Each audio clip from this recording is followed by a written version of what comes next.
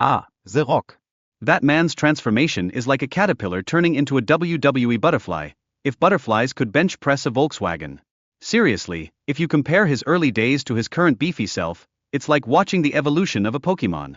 It's not just his hard work in the gym, we have to give some credit to those genetics. It's like he was built in a lab filled with protein shakes and leg day posters. Of course, we can't ignore the ridiculous body standards that celebrities set.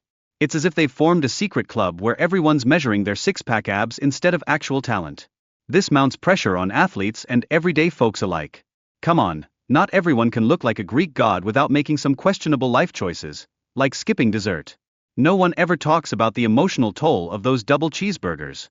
Then there's Joe Rogan, the man with opinions sharper than a knife made from the bones of your favorite action hero.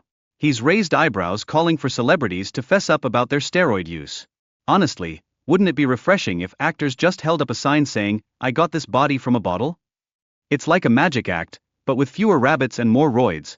Better keep the audience entertained. On another note, Rogan's all about promoting ancestral living. Think caveman diets and chasing your food, much like my last trip to the grocery store. But hang on. Critics are quick to grill him, asking how credible is living off berries and wild boar when you've got a locker full of performance enhancers. It's a funny contradiction, like trying to eat organic while sneaking a donut behind your back. Johnson's candid admission about the heat influencer's face regarding body image is eye-opening, to say the least. I mean, when you're in the fitness spotlight, even your morning coffee is judged for its calorie count.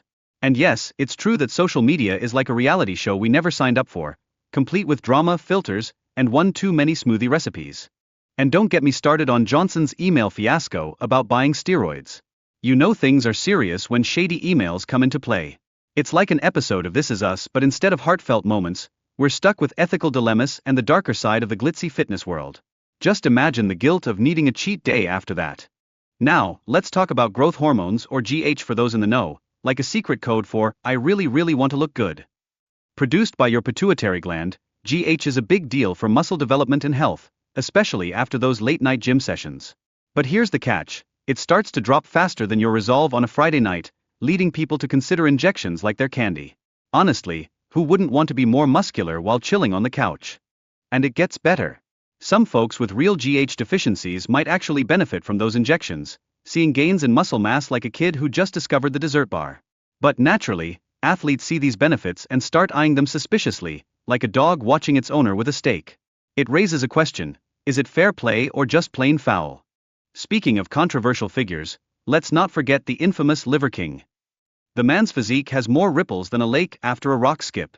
But wait, his relationship with steroids has fitness fans raising eyebrows, prompting debates on why we can't just lift weights like regular humans without relying on Mother Nature's extra help.